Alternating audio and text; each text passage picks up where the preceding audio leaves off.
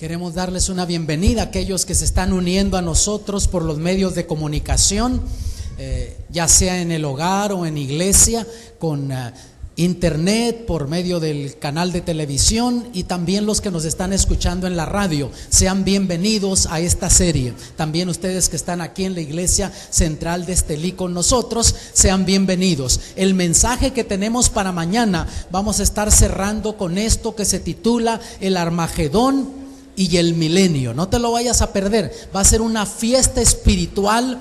El día de mañana vamos a tener un lindo grupo de hermanos y hermanas que van a ser bautizados, y vamos a estar cerrando con este poderoso mensaje profético del Armagedón y el milenio. Ojalá que decidas ir, trae a tus amigos, tú únete una vez más mañana por internet o por televisión a esta programación. El mensaje que tenemos para esta noche se titula Ante la muerte, Dios nos ofrece esperanza. Y para ello vamos a orar. Antes de comenzar el estudio, vamos a pedir la bendición de Dios en nuestro medio. Vamos a pedir la presencia del Espíritu Santo en este lugar. Oremos. Padre Celestial, en estos momentos venimos a ti, pidiéndote que nos dirijas con tu Santo Espíritu al estudiar este tema tan importante. Rogamos por cada persona presente, bendice a cada persona que ha llegado hasta aquí. Pedimos también por aquellos que nos están viendo por televisión, por internet o escuchando por la radio, que hasta allá tu Santo Espíritu les alcance y tu bendición llegue a ellos también. Te lo pedimos en el nombre de Jesús. Amén. Alguien dijo: en la vida hay solución para todo menos para la muerte. ¿Han escuchado eso? ¿Será posible? ¿Será que una vez que la persona muere ya no hay solución para ese problema? Otro dicho es: mientras hay vida hay esperanza. Pero ya cuando no hay vida, ¿será que ya no hay más esperanza para el ser humano?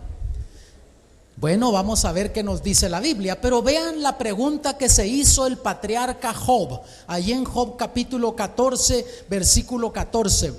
Él se preguntó y dijo: si el hombre muriere, ¿volverá a vivir? Y esa es una buena pregunta. ¿Qué pasa cuando una persona muere?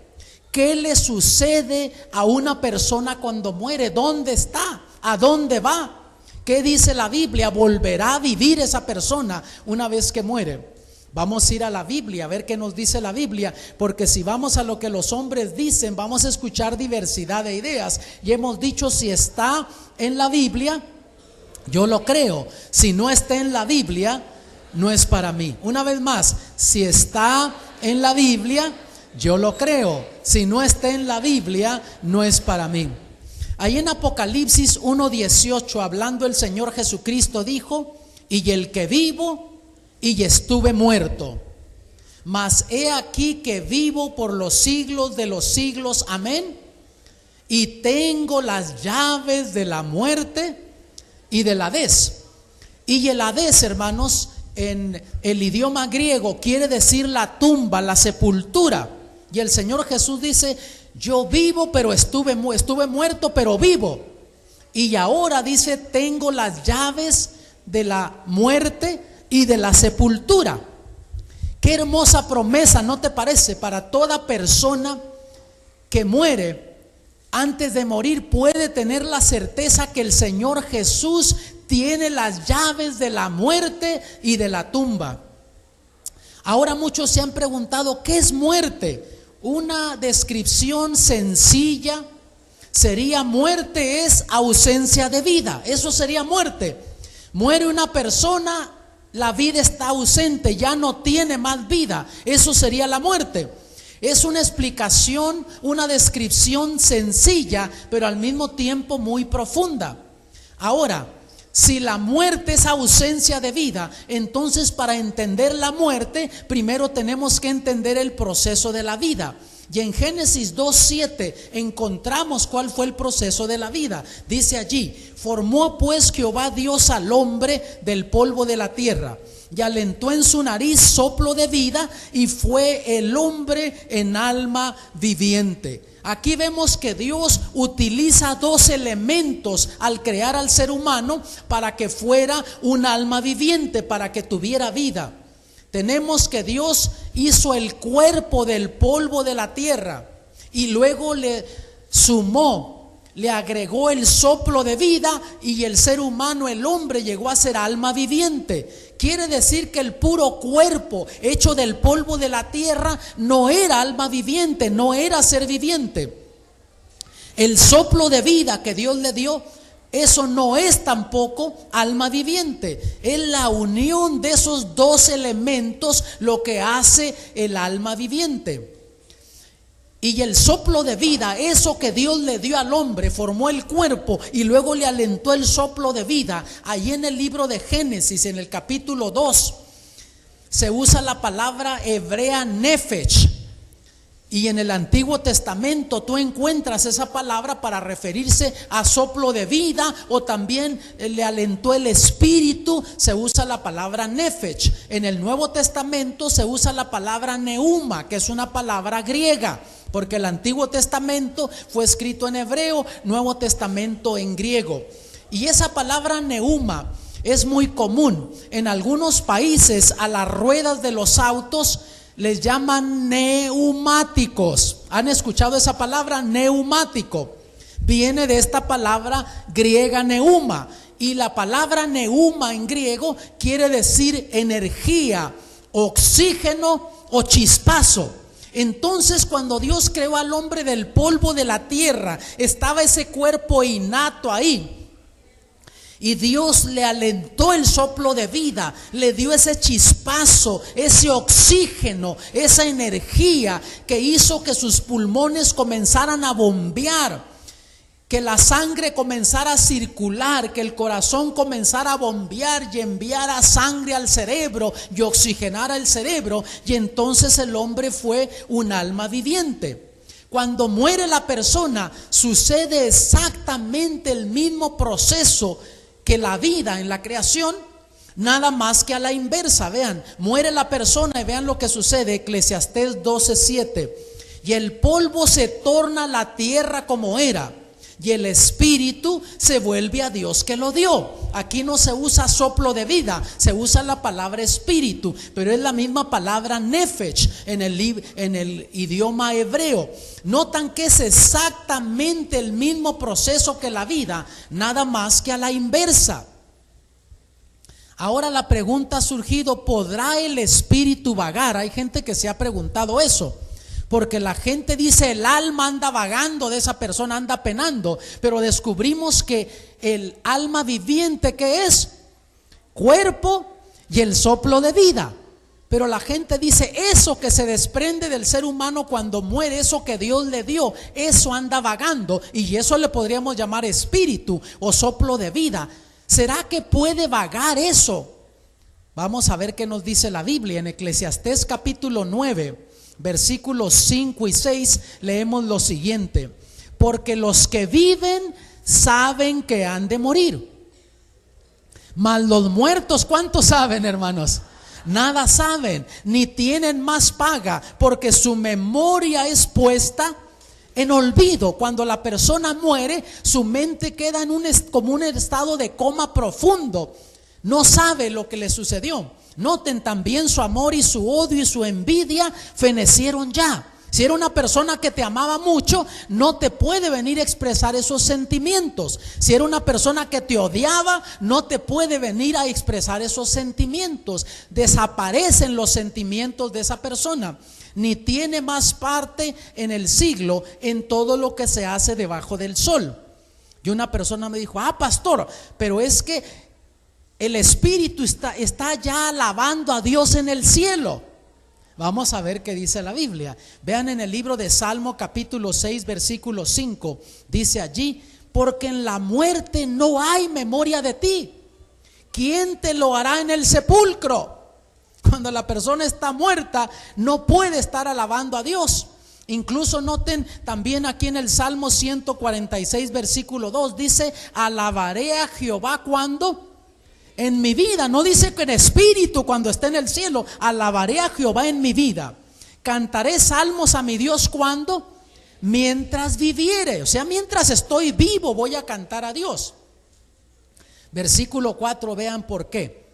Saldrá su espíritu, tornaráse en su tierra, en aquel día perecerán sus pensamientos. Notan que hay consistencia en la Biblia. Entonces esa idea que la persona muere pero que no muere, que se desprende el espíritu y está alabando a Dios, eso no es bíblico. Aquí la Biblia lo hace claro. Yo he conocido personas que se le muere un ser querido y de noche no quiere ir ni al baño sola la persona porque tiene miedo que se le va a aparecer el familiar.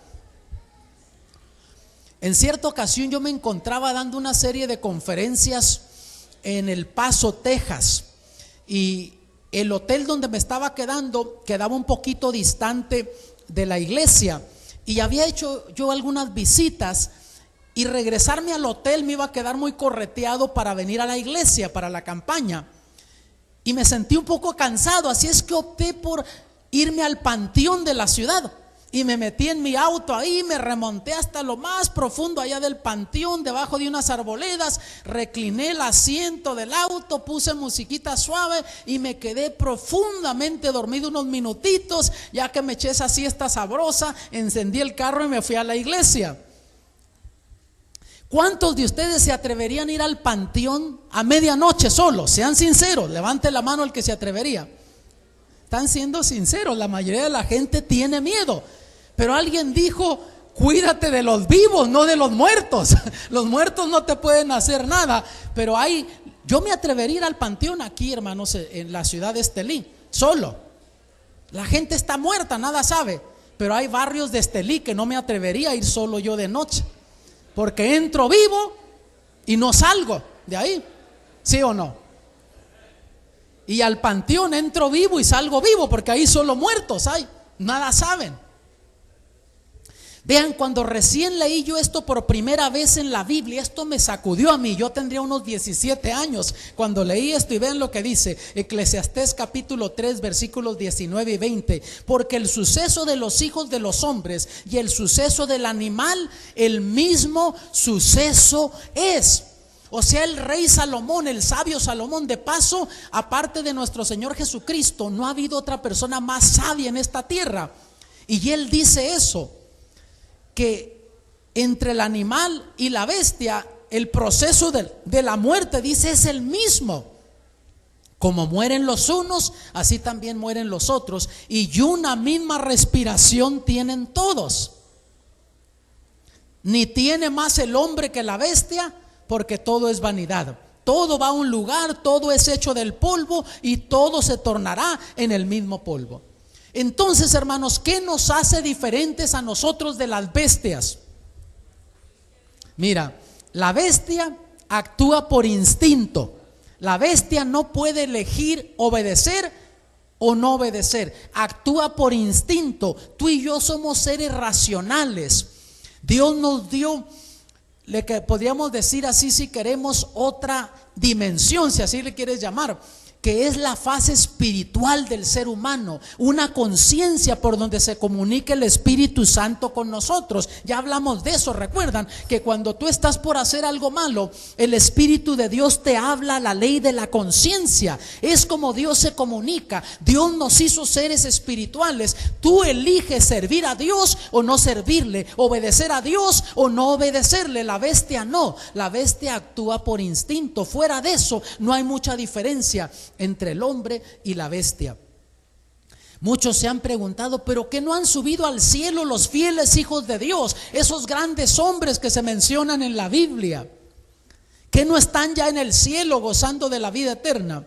Mira lo que dijo el apóstol Pedro en el libro de Hechos capítulo 2 versículo 29, cuando predicó ese poderoso sermón movido por el Espíritu de Dios en el día de Pentecostés, donde se bautizaron alrededor de 3,000 personas. Cuando terminó su sermón, él, vean lo que dice: varones hermanos, se os puede libremente decir del patriarca David, o sea, del rey David, que murió y fue sepultado, y su sepulcro está con nosotros hasta el día de hoy. Qué interesante. Y cuando el apóstol Pedro dice eso, ya hacía alrededor de 1000 años que había muerto el rey David. Y él dice, su sepulcro está todavía aquí con nosotros. Yo fui el año pasado a Israel y estuvimos en Jerusalén y fuimos al lugar donde tienen el sepulcro del rey David, en la ciudad de David. Entonces, amados, dice Pedro, aquí está todavía el sepulcro de él con nosotros. Y vean lo más impactante, el versículo 34. Porque David, ¿qué dijo Pedro? No subió a los cielos. Y ese sermón estaba él predicándolo movido por el Espíritu de Dios. Pero ustedes saben que la gente le busca todo. Una persona me dijo, pues es que no subió al cielo porque se fue al infierno. Pero no, el rey David en el libro de Hebreos capítulo 11 es contado como los grandes hombres de fe. Tú lees en el capítulo 11 de Hebreos y se menciona una cantidad de grandes hombres de Dios y se mencionan por nombre. Y nota lo que dice el versículo 13: conforme a la fe murieron todos estos sin haber recibido las promesas. O sea, vivieron la vida fiel a Dios, murieron conforme a la fe, pero con todo al morir no recibieron las promesas de la vida eterna, sino mirándolas de lejos y creyéndolas y saludándolas y confesando que eran peregrinos y advenedizos sobre la tierra. O sea, por la fe pudieron ver las promesas del cielo y de la eternidad, pero dice que al morir no recibieron esas promesas de la vida eterna. Y en ese grupo, si tú lees con calma el libro de Hebreos capítulo 11, que se le llama el capítulo de la fe, ahí encuentras que se menciona a Noé por nombre, ese pregonero de salvación. Y conforme la fe murió Noé, pero no recibió la promesa de la vida eterna al morir. Se menciona a Abraham, a quien se le llama el padre de la fe. Y también conforme a la fe murió Abraham, pero no recibió la vida eterna. Se menciona a Lot, sobrino de Abraham. Se menciona a Isaac, hijo de Abraham, a Jacob, hijo de Isaac, nieto de Abraham. Y también dice que conforme a la fe murieron y no recibieron la vida eterna. Incluso en esa lista se menciona a Sansón. Y tú dirías, pero Sansón recibió la promesa de la vida eterna, va a estar en el cielo un día. ¿Qué no se perdió Sansón? Hermanos, Sansón cometió muchos errores en la vida y la Biblia lo presenta. Fue llamado por Dios, pero Sansón se descuidó espiritualmente y cometió errores y pagó un precio en esta vida. Pero al fin él reconoció que necesitaba la ayuda de Dios, y en el libro de Hebreos se le cuenta como uno de esos grandes hombres que han de ser salvos. ¿Y sabes por qué razón Dios incluye esas historias de esos personajes en la Biblia? Para mostrarnos que fueron como tú y yo también esos personajes que cometieron errores. Esto me da esperanza a mí, me dice que hay esperanza para mí, hay esperanza también para ti. Dios no ve lo que está delante de nuestros ojos. Tú ves a un vicioso, a una persona perdida en drogas, en alcohol, y piensas que no hay esperanza. Dios no ve lo que está delante de nuestros ojos, Dios ve el corazón. Dios ve lo que puede hacer, el potencial que hay en esa persona, cuando esa persona reconoce que necesita la ayuda de Dios y se entrega a Dios. Y Dios sabe el milagro que puede hacer en esa persona.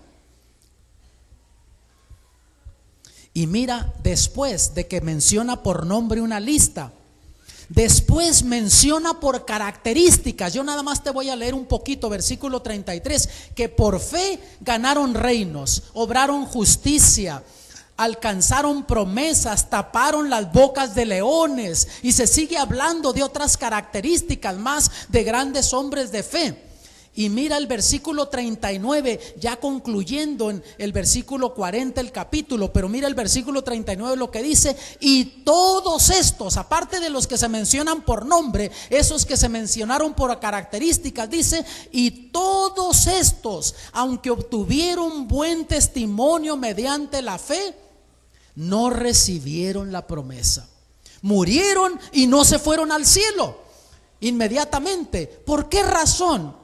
Si vivieron la vida conforme Dios, vivieron la fe, ¿por qué al morir Dios no les dio la vida eterna? el versículo 40 nos lo explica, vean. Proveyendo Dios alguna cosa mejor para nosotros, para que no fuesen ellos perfeccionados sin nosotros. O sea, para que no se fueran al cielo antes que nosotros, que no se nos adelantaran, porque entonces tú y yo tendríamos derecho a reclamarle a Dios: Señor, ¿qué culpa yo tuve de vivir hasta el año 2000 y aquellos que ya murieron hace 1000 años atrás, 2000 años atrás, 3000 años atrás? El rey David ya está gozando de la vida eterna y yo apenas vengo llegando al cielo y voy a comenzar a gozar. Pero aquí dice que nos va a dar la vida eterna a todos a una vez, para que no se nos adelante nadie. ¿No les parece maravilloso esto, hermanos? Fuera de un par de casos excepcionales que están en la Biblia y que tienen un simbolismo, como fue de Moisés y como fue el profeta Elías, no ves tú otros casos de personajes. Noten que Jesús comparó la muerte con un sueño. Le hablaron de su amigo Lázaro, que estaba enfermo y aparentemente cayó en oídos sordos de Jesús. Pero sabes, Jesús nunca cierra sus oídos a las peticiones de sus hijos, está claro de eso. Pero aquí había una lección del por qué él no contestó al momento la petición que fuera a verlo a Betania. Versículos 11 al 14, ya pasando 4 días, dicho esto, díceles después: Lázaro nuestro amigo duerme, mas voy a despertarle del sueño. Y vean cómo reaccionaron los discípulos. Dijeron entonces sus discípulos: Señor, si duerme, pues salvo estará. O sea, si ya está durmiendo, pues ya sanó de la enfermedad. Mas esto decía Jesús, ¿de qué? De la muerte de él. Y ellos pensaban que hablaba del reposar del sueño. Entonces pues Jesús les dijo claramente: Lázaro es muerto. Notan cómo Jesús comparó la muerte con un sueño, que está durmiendo, no sabe nada la persona. Ya vimos lo que la Biblia dice: la memoria es puesta en olvido. Llega a Betania, se encuentra con la hermana Marta, hermana de Lázaro. Y en el versículo 21 y 22 leemos lo que Marta le dijo a Jesús: Señor, si hubieses estado aquí, mi hermano no fuera muerto. Mas también sé ahora que todo lo que pidieres de Dios te dará Dios. No sabía cómo Marta, pero sabía que Jesús podía hacer algo por su hermano aún una vez de muerto.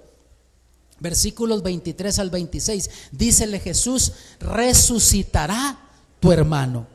No dijo resucitó, hablando en verbo pasado, ya tenía 4 días de muerto. Y no dijo resucitó, habla en verbo futuro: resucitará tu hermano. Marta le dice: yo sé que resucitará en la resurrección en el día postrero. Marta entendía que cuando la persona moría estaba muerta, estaba en la tumba, pero que al fin del tiempo, al fin del mundo, iba a haber una resurrección y que allí iba a resucitar su hermano. Pero ella quería seguir viendo a su hermano. Dícele Jesús: yo soy la resurrección y la vida. El que cree en mí, aunque esté muerto, vivirá. No dice el que cree en mí aunque esté muerto vive, vivirá, hablando en verbo futuro. Y todo aquel que vive y cree en mí no morirá eternamente. ¿Crees esto? Sí, porque los cristianos mueren, sí, porque es parte de la consecuencia del pecado que vino a este mundo, morir. Pero esa es la primera muerte, estar en el sueño de la muerte. Pero aunque el cristiano muere, baja a la tumba con la bendita esperanza de la salvación, la segunda muerte, dice Apocalipsis, no tiene potestad de ellos, no va a morir eternamente, porque va a resucitar para vida eterna. El versículo 43, ya una vez que fueron a la tumba, dice: y habiendo dicho estas cosas, clamó a gran voz: Lázaro, ven fuera. No dijo baja del cielo o sal del infierno, dijo ven fuera. Y no hay ningún dato en la Biblia que Lázaro haya dicho dónde estuvo esos 4 días, porque no sabía. Para él fue como que apenas había cerrado los ojos y ahora los estaba abriendo. ¿Qué enseñaba el apóstol Pablo de la muerte? Vean ahí en 1 Tesalonicenses 4:13. Tampoco, hermanos, queremos que ignoréis acerca de ¿qué? de los que duermen. Noten cómo hay consistencia en la Biblia. Pablo dice: no quiero, hermanos, que ignoren acerca de los que están durmiendo, que están en la tumba, pero utiliza la palabra dormir, de los que duermen. Que no os entristezcáis como los otros que no tienen esperanza. Porque el cristiano, aunque sufre la pérdida de un ser querido, pero sabe que hay una resurrección, sabe que hay una vida eterna. Pero el que no tiene esa esperanza, cuando se le muere un ser querido, cae en la desesperación. Yo recuerdo en el funeral de mi suegro, a mí me tocó tener el funeral de mi suegra y a los años el de mi suegro.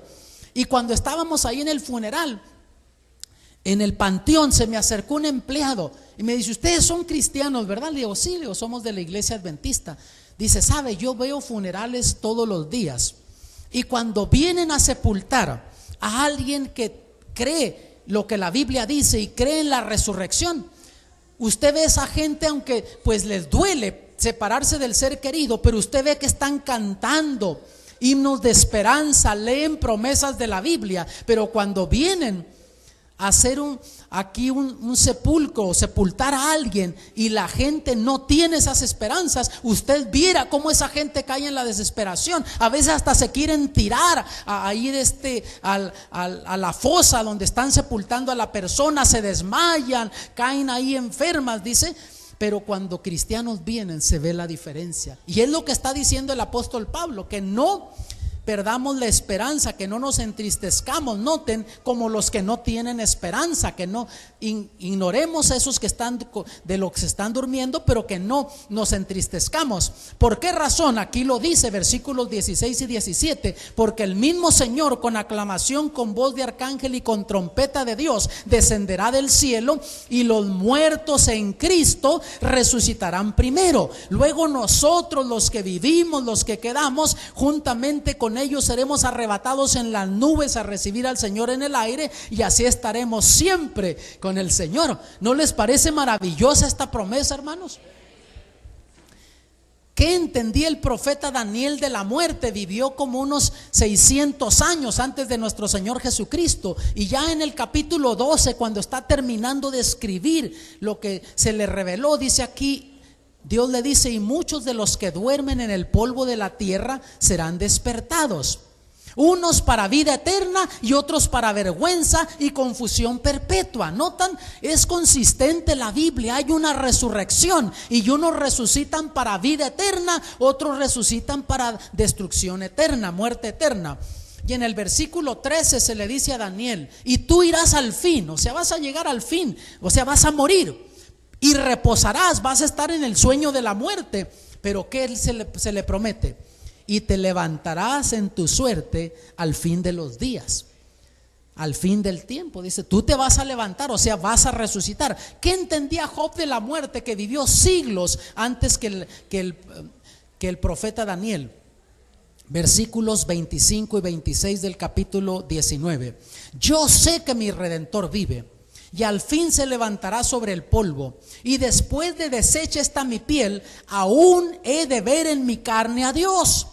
Job sabía que al morirse, como dice la Biblia, el cuerpo iba a regresar a la tierra de donde vino. O sea, los gusanos se lo iban a comer, se iba a deshacer, iba a quedar en polvo en la tumba. Pero él dice: aún he de ver en mi carne a Dios. Él sabía que iba a resucitar y iba a ver en su cuerpo a Dios. Él creía en la resurrección. Y luego el versículo 15 del capítulo 14 dice: aficionado a la obra de tus manos, llamarás y yo te responderé. Él sabía que iba a estar muerto ya, pero al oír la voz, como dice la Biblia, del arcángel, al venir Cristo Jesús en gloria y suceder la resurrección, dice: llamarás y yo te responderé. Qué maravillosas promesas, ¿no les parece? Entonces, ¿de dónde surgió la creencia de la inmortalidad? Que la persona muere, pero que no muere, que anda vagando. En el mismo jardín del Edén comenzó esa mentira. Génesis capítulo 3, versículos 3 y 4. Mas del fruto del árbol que está en medio del huerto, dijo Dios: no comeréis de él ni le tocaréis, porque no muráis. Eva entendía eso y se lo dijo a la serpiente, que era el diablo quien la estaba tentando. Entonces la serpiente dijo a la mujer: ¿qué? no moriréis. Y desde ahí viene esa mentira que se ha mezclado en el cristianismo con doctrinas cristianas de que la persona muere, pero que no muere, que anda vagando el alma. El diablo le dijo: van a ser como dioses, no vas a morir, vas a saber el bien y el mal. Cuando Dios dijo: el día que peques, desobedezcas, vas a morir. Miren Ezequiel 18:4: he aquí que todas las almas son mías. Eso lo dice Dios. ¿Y qué dijimos que es el alma conforme Génesis en el libro de en la creación? Es el cuerpo más el soplo de vida, o sea, todo el ser completo del hombre, eso es el alma. Y Dios dice: he aquí todas las almas son mías, como el alma del Padre, así el alma del Hijo es mía. El alma que pecare, ¿esa qué? Morirá, va a morir. Romanos 6:23 dice: porque la paga del pecado es muerte. Y no está hablando solo de la primera muerte, está hablando de la segunda muerte, de la muerte eterna. Esa es la paga del pecado. Entonces, ¿quién es el único que tiene inmortalidad, hermanos? ¿Quién es el único que tiene inmortalidad? Primera de Timoteo 6, versículos 15 y 16: la cual a su tiempo mostrará el bienaventurado y solo poderoso, Rey de reyes y Señor de señores, quien solo tiene inmortalidad, que habita en luz inaccesible, a quien ninguno de los hombres ha visto ni puede ver, al cual sea la honra y el imperio sempiterno. Amén. O sea, en su divinidad no podemos ver cara a cara a Dios, pero no quiere decir que ahora que somos seres mortales que siempre lo vamos a hacer. Un día tendremos la inmortalidad. Vean aquí en Romanos 2, versículos 6 y 7 se nos da esa promesa: el cual pagará a cada uno conforme a sus obras, hablando de la venida de Cristo. A los que perseverando en bien hacer buscan gloria y honra e inmortalidad, la vida eterna. Notan, va a llegar el momento que vamos a recibir la inmortalidad. No vamos a ser más seres mortales, pero mientras ese día llega, tú y yo somos seres mortales. En la Biblia tú encuentras alrededor de 1600 veces que se menciona la palabra alma, y siempre en contexto mortal, que muere. Por otro lado, por lo menos 56 veces se menciona la muerte como un sueño. Unas 53 veces por ahí encuentras que se menciona la muerte, que es un sueño, que están durmiendo, que nada saben, que están descansando. Vean lo que dijo el Señor Jesús aquí en Juan 5, versículos 28 y 29. No os maravilléis de esto, porque vendrá hora, de lo que va a hablar enseguida, todavía no había llegado para ese entonces. Noten, dice vendrá hora, está hablando en el futuro, cuando todos los que están en los sepulcros oirán su voz, y los que hicieron bien saldrán a resurrección de vida, mas los que hicieron mal a resurrección de condenación. Cuando dijo esto el Señor Jesús, ya habían pasado por lo menos 4000 años desde la creación hasta el tiempo del Señor Jesús. Quiere decir que habían muerto millones y millones de personas, pero todavía no había llegado ese día. Todavía estaban en la tumba esperando esa mañana de la resurrección. Y noten que hay consistencia en la Biblia: los que hicieron lo bueno resucitan para vida eterna, los que hicieron lo malo resucitan para condenación, destrucción eterna. Hermanos, entonces, ¿cómo está eso? Que la gente dice que si era bueno, al morir se va derechito al cielo, si fuera malo se va derechito al infierno. Si fuera así, hermanos, yo les pregunto, ¿qué sentido tendría la venida de nuestro Señor Jesucristo? ¿A quién vendría a resucitar? Si don Raimundo, don Facundo y todo el mundo al morir se va a su destino, era bueno, se va al cielo; al morir era malo, se va al infierno. ¿A quién vendría a resucitar el Señor Jesús si cada quien al morir se está yendo a su destino? Notan que no tendría sentido que hubiera una venida de nuestro Señor Jesucristo y una resurrección. ¿A quién iba a resucitar? No habría quien resucitar si ya se estaban yendo a su destino. Pero el Señor Jesús dijo que iba a llegar la hora, ese día, cuando Él venga en gloria. Entonces vendría esa resurrección. Mira, supongamos que fuera como la gente dice, que no es bíblico. Supongamos que fuera así, que muere la persona y si es buena se va derechita al cielo, es mala se va al infierno. Yo he estado en muchos funerales, y antes de que entre a eso, déjenme ponerles un ejemplo. Piensa en un hombre que vivió en el tiempo de Jesús. Robaba, era ladrón, y el Espíritu Santo le habló, lo tocó, escuchó a Jesús hablar, pero quiso seguir viviendo esa vida, cerró sus oídos, no quiso la ayuda de Dios, se murió. Conforme la gente enseña, esa persona se fue al infierno, ¿sí o no? ¿Tiene cuántos años quemándose en el infierno? 2000 años quemándose. Hitler vivió hace unos 70 y tantos años atrás y fue responsable de la muerte de millones de inocentes. Yo he estado en Israel, he estado en Alemania, he estado en Polonia, y es increíble ver las atrocidades que hicieron. Cuánta gente inocente murió, no solo judíos, sino de otras razas, bielorrusos. Como 1 de cada 3 habitantes lo exterminaron en Bielorrusia. Yo fui donde está el memorial ahí, cerca de Minsk. Y hermanos, cuando uno ve eso, se queda maravillado de los millones de gente inocente que sufrió solo por la ideología de un ser humano. Pero conforme esa gente enseña, Hitler murió y se está quemando. ¿Y cuántos años tiene quemándose en el infierno? Apenas 70 y tantos años, digamos. Y aquel que robaba tiene más de 2000 años o 2000 años quemándose en el infierno. ¿Dirían ustedes que ese es un Dios justo? No, yo no quisiera servir a un Dios así. Pero gracias a Dios que la Biblia no enseña eso. La Biblia nos dice que llegará la hora cuando todos los que están en los sepulcros oirán su voz. Y los que hicieron lo bueno saldrán a resurrección de vida, los que hicieron lo malo a resurrección de condenación. Y sabes que yo he estado en funerales de diferentes tipo de religiones. Me ha tocado estar, y siempre que he estado en un funeral donde la gente cree que si la persona muere, al morir, si era buena se va al cielo, si era mala se va al infierno.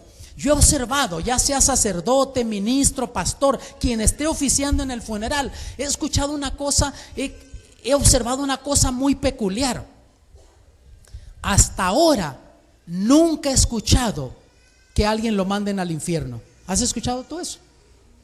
Siempre, ya nuestro hermano está en la gloria, no importa quién haya sido esa persona. Andaba borracho, mató a 2 o 3 en el accidente y ya está en la gloria con el Señor. Nunca he escuchado que alguien lo digan, ahora ya está en el infierno esta persona. A don Raimundo, a don Facundo y a todo el mundo lo mandan solo al cielo. Otra enseñanza muy común, el purgatorio. No hay tal cosa en la Biblia, hermanos. Eso vino por enseñanzas y doctrinas de hombres. Pero hay gente que cree eso. Yo recuerdo de niño, yo creí eso, y cuando murió mi padre yo estaba angustiado, y mi madre por ahí consiguiendo dinero para pagar misas a la iglesia para que mi padre pudiera salir del purgatorio y irse al cielo, cuando no hay tal cosa en la Biblia, hermanos. Mateo 25:41, vean lo que dice aquí. El Señor Jesús hablando de ese día de la resurrección. Entonces dirá también a los que estarán a la izquierda. Los que están a la derecha son los que se salvaron. Los que están a la izquierda, vean: apartaos de mí, malditos, al fuego eterno, preparado para el diablo y para sus ángeles. Y la gente lee esta frase, al fuego eterno, y dicen, pues se está quemando eternamente. Pero hermanos, no es que la gente se va a estar quemando eternamente. De paso, no ha llegado ese día todavía. La Biblia dice que Dios tiene reservado ese fuego y azufre para ese día, y va a caer del cielo, pero no se va a estar quemando. La gente pinta un cuadro que el que cae al infierno se va a estar quemando y 100 años, y viene un diablo, un demonio con un trinche y lo pica y salta y se rostiza otros 100 años por otro lado, y por toda la eternidad se va a estar rostizando la persona. Al decir fuego eterno, está hablando de las consecuencias. Son eternas las consecuencias. Y recuerden que en la Biblia se utilizan expresiones idiomáticas, porque les voy a dar un ejemplo. Vean, en el libro de Judas, el apóstol Judas, capítulo 1, versículo 7, vean lo que dice: como Sodoma y Gomorra y las ciudades vecinas, las cuales de la misma manera que aquellos, habiendo fornicado e ido en vicios, en pos de vicios contra naturaleza. Si ustedes leen en Génesis, se dan cuenta las atrocidades que la gente hacía ahí en Sodoma y Gomorra, y Dios mandó fuego y azufre del cielo para destruirlos. Y dice aquí, fueron puestos por ejemplo, sufriendo el castigo de ¿qué dice? Del fuego eterno. Es una expresión idiomática también, como la que usó Jesús. Pero tú vas allí donde estuvieron las ciudades de Sodoma y Gomorra, estuvieron en la llanura del Jordán. Yo he visitado allí, al sur del Mar Muerto, y tú ves allí y no está quemándose todavía ahí. Han descubierto ruinas, ahora es un lugar turístico ahí, pero han descubierto ruinas y se cree que ahí fueron las ciudades de Sodoma y Gomorra. Pero no está ardiendo todavía, no, tan cayó el fuego del cielo, los destruyó, las consecuencias fueron eternas. Mira lo que dice Malaquías 4:1, porque he aquí viene el día ardiente como un horno. No dice que ya está sucediendo ese día. El profeta Malaquías es uno de los últimos profetas que escribe del Antiguo Testamento. Ya habían pasado casi 4000 años desde la creación hasta ese momento. Y habían muerto millones de personas y todavía no había llegado ese día. Viene el día ardiente como un horno, y todos los soberbios y todos los que hacen maldad serán estopa, o sea, se van a encender. Y aquel día que vendrá los abrazará, ha dicho Jehová de los ejércitos, el cual no les dejará ni raíz ni rama. Cuando venga ese fuego y azufre, ¿qué dice? Que no las va a dejar ni raíz ni rama. Y si no dejaste ni raíz ni rama, ¿qué quedó? Nada. Y muchos piensan que Dios se va a alegrar con eso, hermanos. Esa no es la naturaleza de Dios. Hay gente que dice, Dios los va a estar castigando por la eternidad. Ya ves, no quisiste nada conmigo, pues te tienes que estar rostizando por la eternidad. No. Mira lo que dice aquí en Isaías 28:21, porque Jehová se levantará como en el monte Perasim, como en el valle de Gabaón se enojará, para hacer su obra, su extraña obra, y para hacer su operación, su extraña operación. ¿Sabes por qué ese día va a ser una obra extraña para Dios y una operación extraña? Porque la naturaleza de Dios es de crear, no de destruir, de dar vida, no de quitar la vida, dar felicidad y gozo y no traer sufrimiento. Y va a ser una obra extraña para Dios ese día, tener que destruir a las almas por las cuales Cristo Jesús murió. Noten que el versículo decía, al fuego eterno preparado ¿para quién? Para el diablo y para sus ángeles. Eso dijo Jesús ahí en Mateo. O sea que ese fuego Dios no lo tiene preparado para ti, para mí. Ese fuego es para el diablo y sus ángeles, que son los responsables de la desobediencia, de la rebelión, del sufrimiento, de la muerte. Ahí en Juan 3:17, comúnmente nosotros leemos Juan 3:16. No sé si te sabes de memoria el versículo 17, pero el versículo 17 dice, porque Dios no envió a su Hijo al mundo para que condene al mundo, sino para que el mundo sea salvo por él. Dios, es lo que Dios ha planeado para ti, para mí, la vida eterna. Pero Dios no te va a llevar a la fuerza a la vida eterna si tú no quieres lo que Dios te ofrece. Si rechazas la salvación que Dios te ofrece en Cristo Jesús, Dios no tiene otra alternativa más que aceptar tu voluntad. Y si te decides quedar en el pecado, Dios va a destruir al pecado y al causante del pecado, que es el diablo. Pero si tú te quieres quedar ahí, Dios acepta tu voluntad, pero nunca te va a dejar de amar. Cristo ya murió por ti. Y aún si decidieras morir eternamente y no aceptar la vida eterna que Dios te da, Dios nunca te va a dejar de amar. ¿Y qué de esas personas que dicen, pastor, pero es que mi abuelo me habló, mi papá se me apareció? Hay una cosa interesante, hermanos. Para comenzar, hay lugares donde la gente es muy supersticiosa y es donde se hacen más evidentes estos fenómenos. Se ha comprobado eso.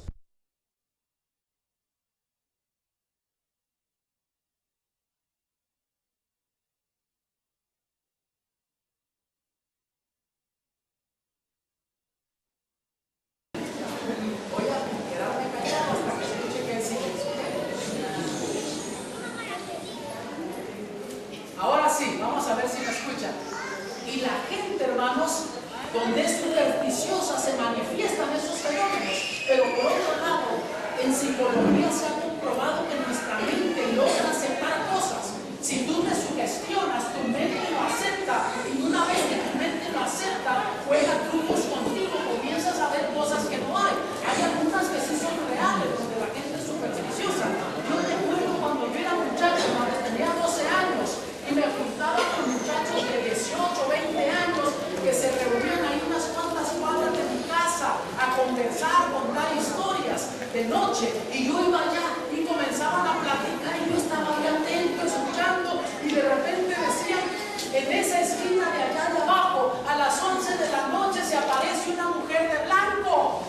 Hermanos, yo era el único que tenía que ir por allí, y cuando llegaban las 11 se comenzaban a ir a su casa los muchachos, y yo iba espantado, hermanos, y nada más llegaba a esa esquina y comenzaba a correr y sentía que me jalaban, y yo asustado corriendo hasta que llegaba a mi casa.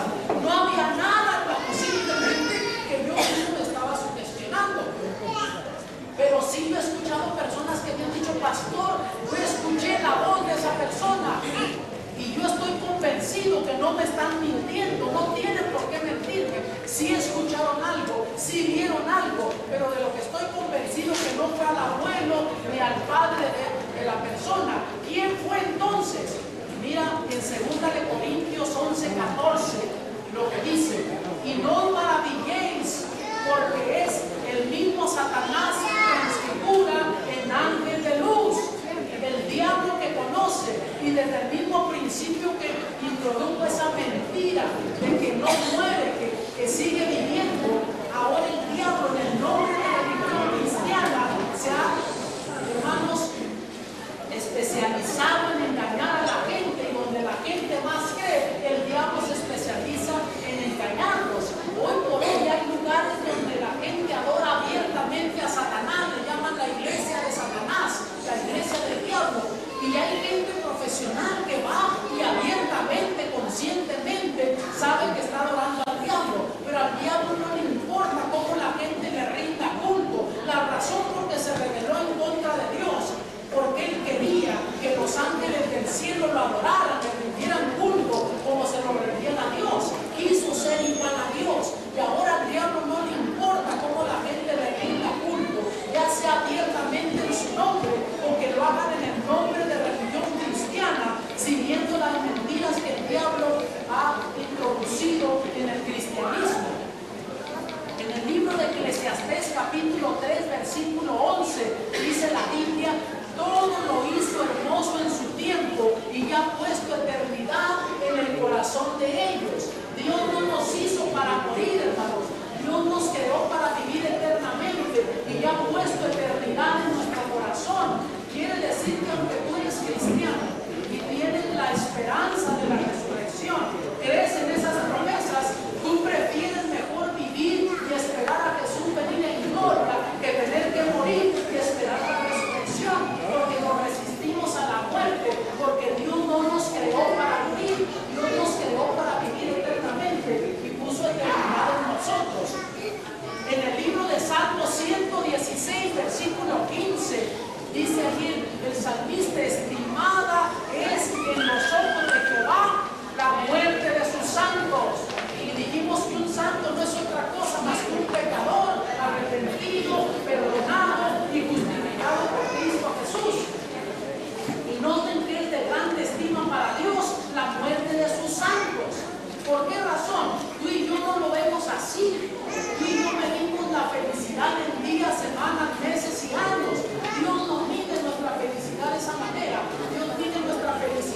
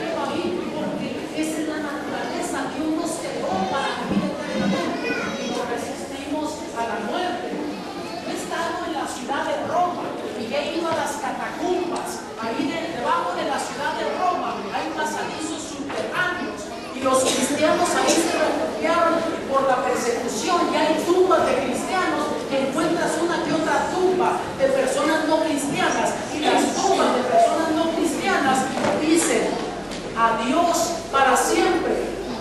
Pero las tumbas de los cristianos decían adiós hasta que nos volvamos a ver, porque los cristianos creían en la mañana de la resurrección.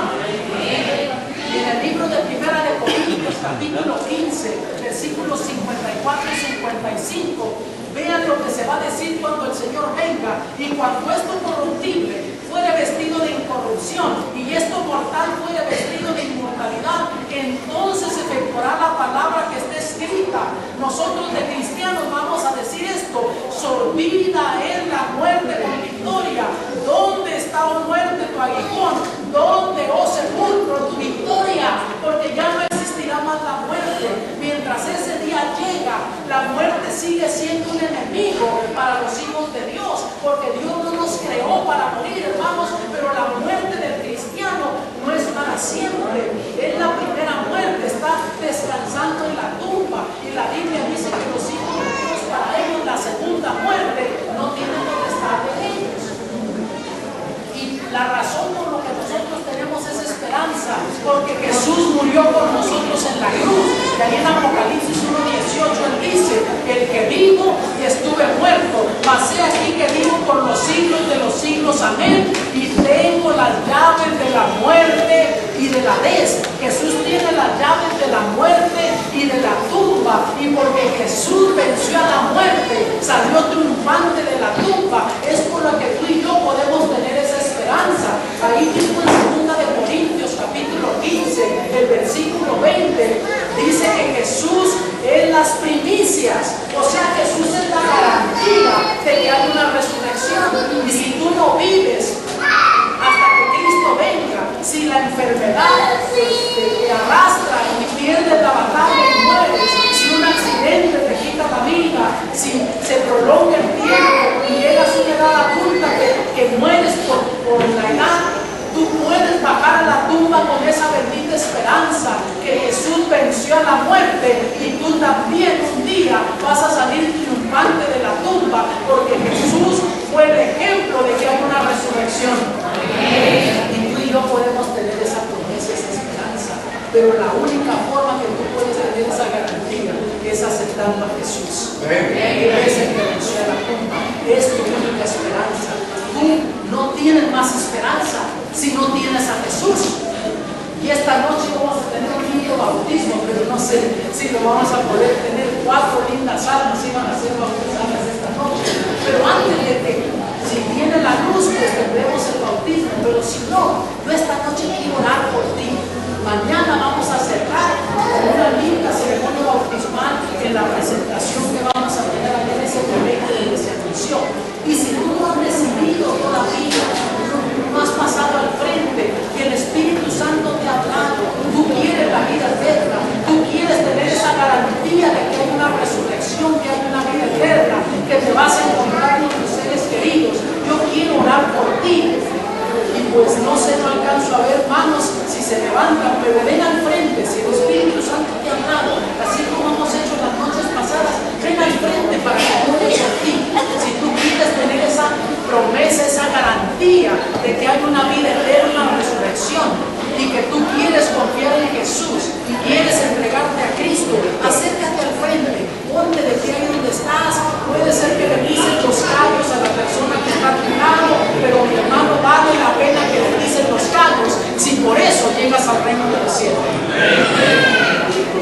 ¿Quién va a ser la primera persona? Ponte de pie en el nombre del Señor Jesús y ven aquí al frente para que yo ore por ti. Mañana cerramos con ese bautismo. Acércate en el nombre del Señor Jesús.